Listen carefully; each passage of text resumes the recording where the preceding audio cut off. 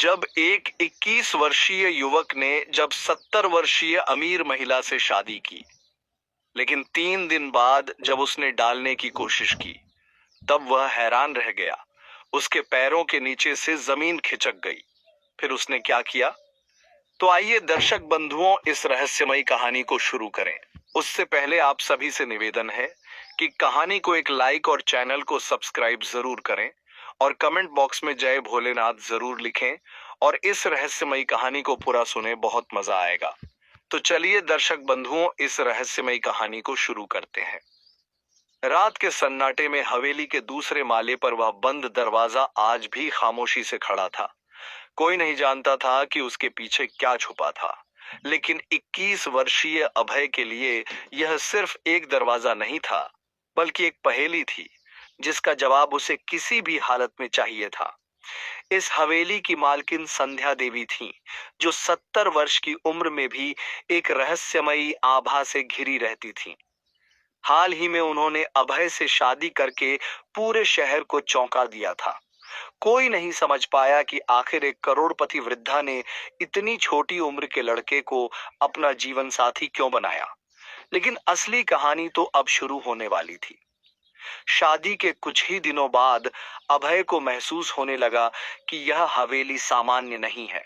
रात में अजीब अजीब आवाजें आती, फर्श पर अज्ञात छायाएं नजर आती और सबसे अजीब था वह बंद दरवाजा जो हमेशा ताले में जकड़ा रहता था।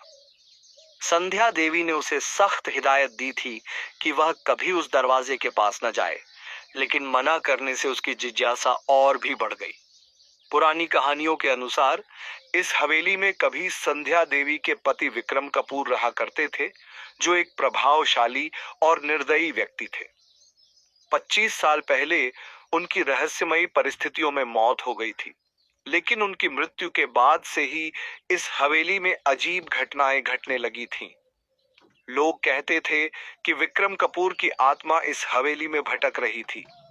अभय जब भी हवेली में अकेला होता, उसे विक्रम कपूर की तस्वीरें देख ऐसा लगता मानो उनकी आंखें उसे घूर रही हों।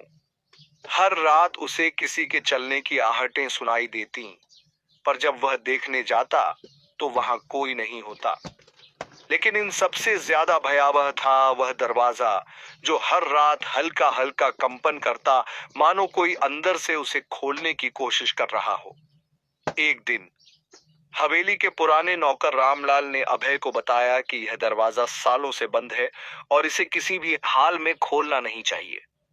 लेकिन जब अभय ने उससे इसका कारण पूछा, तो उसने बस इतना कहा, कुछ दरवाजे बंद ही रहें तो बेहतर होता है साहब। यह जवाब अभय की बेचैनी को और बढ़ा गया।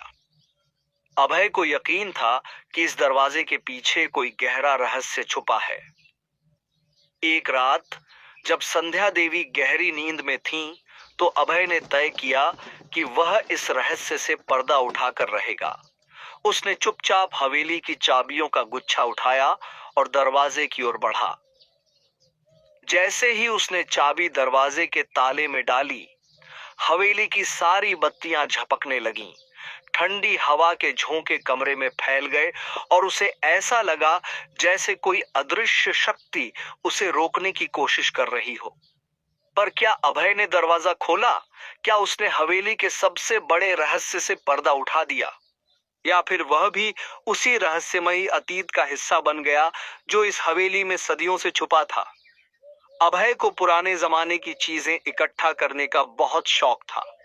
जब वह अपने पैतृक गांव की हवेली लौटा, तो वहां की भव्यता में उसे कुछ रहस्यमयी महसूस हुआ। यह हवेली कभी उसकी परदादी संध्या देवी के नाम थी और उनके पहले पति विक्रम चौहान इस हवेली के असली मालिक थे, लेकिन उनकी मृत्यु की कहानी हमेशा रहस्यमय रही। एक दिन जब अभय हवेली की पुरानी अलमारी को खंगाल रहा था, तो उसे एक संदूक मिला। यह संदूक लकड़ी का बना था और उस पर धूल की मोटी परत जमी थी। उत्सुकता से अभय ने जब उसे खोला, तो अंदर कुछ पुराने खत रखे मिले। खतों का कागज पीला पड़ चुका था और उनकी लिखावट कांपती हुई थी, मानो उन्हें लिखते वक्त कोई बहुत डरा हुआ हो। अभय ने एक खत को धीरे धीरे खोला और पढ़ना शुरू किया। पहली ही पंक्ति ने उसके होश उड़ा दिए। तुम जो कर रही हो वह सही नहीं है। हवेली के दूसरे माले पर जो कुछ भी है उसे हमेशा के लिए बंद रखना होगा। अगर वह बाहर निकला तो हम सबका अंत निश्चित है। अभय का दिल जोर जोर से धड़कने लगा। उसने और खत पढ़ने शुरू किए। इनमें हवेली के पूर्व मालिक विक्रम चौहान का नाम दर्ज था, लेकिन इनमें कुछ ऐसी बातें लिखी थीं जो चौंकाने वाली थीं। विक्रम, तुम्हें मेरी बात पर यकीन नहीं हो रहा, लेकिन मैं सच कह रही हूं। उस रात जो हुआ उसे भूल जाओ। हवेली के दूसरे माले को दोबारा मत खोलना। याद रखना, जो हमने वहां बंद किया है वह सिर्फ एक इंसान नहीं। अभय को यह खत अधूरा लगा, जैसे किसी ने जानबूझकर कुछ बातें छुपाने की कोशिश की हो। जैसे जैसे अभय ने इन पत्रों को पढ़ा, उसे पता चला कि विक्रम चौहान की मृत्यु स्वाभाविक नहीं थी। 30 साल पहले एक रात जब भयंकर आंधी चल रही थी, विक्रम अचानक गायब हो गए थे। अगली सुबह उनकी लाश हवेली के ठीक पीछे वाले कुएं में मिली थी। यह कुआं अब भी हवेली के पिछवाड़े में मौजूद था, लेकिन लोग कहते थे कि वहां कुछ अजीब था। विक्रम की मौत के बाद हवेली में अजीब घटनाएं घटने लगी। आधी रात को किसी के कदमों की आहट सुनाई देती, छत से किसी के गिरने की आवाज आती, और कई बार लोगों ने हवेली की खिड़कियों में किसी साये को घूमते हुए देखा था। बूढ़े नौकर रामलाल ने अभय को एक पुरानी कहानी सुनाई। उसने कहा, बाबूजी, यह हवेली सिर्फ पत्थरों की इमारत नहीं, यह एक भयानक राज छुपाए बैठी है। जिस रात मालिक की मौत हुई थी, उस रात हवेली के दूसरे माले से चीखें आई थीं, मगर जब हम लोग ऊपर पहुंचे तो वहां कोई नहीं था। उसके बाद से वह दरवाजा हमेशा के लिए बंद कर दिया गया। अभय ने महसूस किया कि हवेली के दूसरे माले पर जाने से सब डरते थे, लेकिन वह अब इस रहस्य को हल करना चाहता था। रात के अंधेरे में अभय मोमबत्ती लेकर हवेली की सीढ़ियों से ऊपर चढ़ा। उसके हर कदम के साथ लकड़ी की सीढ़ियां चरमरा रही थीं। वह उस बंद दरवाजे के पास पहुंचा जिसे लेकर खतों में इतनी चेतावनी दी गई थी। दरवाजे पर एक बड़ा ताला जड़ा था। रूस ने ताले को छुआ ही था कि अचानक हवेली के अंदर हवा का एक ठंडा झोंका चला और मोमबत्ती बुझ गई। अभय के कानों में फुसफुसाहट सुनाई दी, मानो कोई उससे कुछ कह रहा हो। डर के बावजूद अभय ने जेब से टॉर्च निकाली और ताले को ध्यान से देखा। यह कोई साधारण ताला नहीं था, बल्कि यह एक पुरानी शैली का लोहे का ताला था जिस पर अजीब चिन्ह बने थे। रामलाल ने बताया था कि यह दरवाजा 30 साल से बंद पड़ा था, लेकिन अब अभय के हाथों में उस अतीत का राज खोलने की चाबी थी। उसने तय किया कि चाहे जो हो, वह इस दरवाजे को खोलकर इस रहस्य को उजागर करेगा। अभय का दिल तेजी से धड़क रहा था। हवेली के विशाल गलियारों में उसकी पदचाप गूंज रही थी। चारों ओर घना सन्नाटा था। केवल खिड़कियों से आती हवा की सरसराहट और दीवारों पर टंगी पुरानी घड़ियों की धीमी टिक-टिक गूंज रही थी। उसके हाथों में हवेली की चाबियों का गुच्छा था, जो उसने संध्या देवी के कमरे से चुराया था। उसने गहरी सांस ली और दरवाजे के पास पहुंचा, जो वर्षों से बंद था। हवेली के पुराने नौकरों से उसने कई कहानियां सुनी थीं कि इस दरवाजे के पीछे एक रहस्य छुपा है, जिसे कोई भी जीवित व्यक्ति नहीं जानता। कई लोगों ने इसे खोलने की कोशिश की थी, लेकिन वे सभी या तो पागल हो गए या फिर रहस्यमय परिस्थितियों में गायब हो गए। अभय ने कांपते हाथों से दरवाजे में चाबी डाली और जैसे ही उसने उसे घुमाया, दरवाजा चरमराते हुए खुल गया। अचानक एक ठंडी हवा का झोंमोमबत्तियां का कमरे से बाहर आया और हवेली में जल रही बुझ गई। अभय ने टॉर्च जलाई और अंदर झांका। कमरे के अंदर अंधकार था।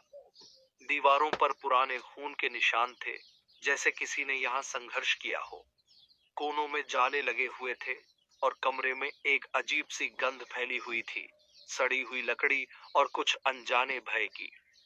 अभय ने एक कदम आगे बढ़ाया और देखा कि कमरे के बीचों बीच एक पुरानी कुर्सी रखी थी, जिस पर किसी की परछाई बैठी हुई थी। उसने टॉर्च की रोशनी उधर डाली और उसका दिल दहल गया। कुर्सी पर एक कंकाल बैठा था, जिसकी आंखों के गड्ढों से अजीब सी रोशनी निकल रही थी। जैसे ही अभय ने उसे छूने की कोशिश की, कंकाल में हरकत हुई और उसके मुंह से एक धीमी, कराहती आवाज निकली। अभय भय से पीछे हट गया, लेकिन तभी कमरे में हलचल हुई। अचानक हवा का एक और तेज झोंका आया और कमरे में पड़ा एक पुराना आईना चमकने लगा। अभय ने उसमें झांका और उसे एक धुंधली आकृति दिखाई दी। एक लंबे, भयंकर चेहरे वाला व्यक्ति, जिसकी आंखों में जलती हुई आग थी। लंग, तुमने दरवाजा खोल दिया। अब तुम भी इस रहस्य के बंधन में बंध चुके हो। एक गूंजती हुई आवाज आई। अभय की सांसें थम गईं। वह समझ चुका था कि यह विक्रम चौहान की आत्मा थी, जो पिछले 30 सालों से इस हवेली में कैद थी। अचानक पीछे से संध्या देवी की आवाज आई। तुमने दरवाजा खोल दिया अभय, अब तुम भी इस रहस्य का हिस्सा बन चुके हो। अभय तेजी से मुड़ा और देखा कि संध्या देवी दरवाजे पर खड़ी थीं। उनकी आंखों में एक गहरी उदासी थी। सच बताइए, यह सब क्या है? अभय ने कांपती आवाज में पूछा। संध्या देवी धीरे धीरे कमरे के अंदर आईं और दीवार पर लगी एक पुरानी तस्वीर की ओर इशारा किया। तस्वीर में विक्रम चौहान खड़े थे और उनके बगल में एक खूबसूरत महिला थी। यह मेरी बहन निशा थी। विक्रम चौहान ने उससे प्यार का दिखावा किया, लेकिन असल में उसे एक अभिशाप में फंसा दिया।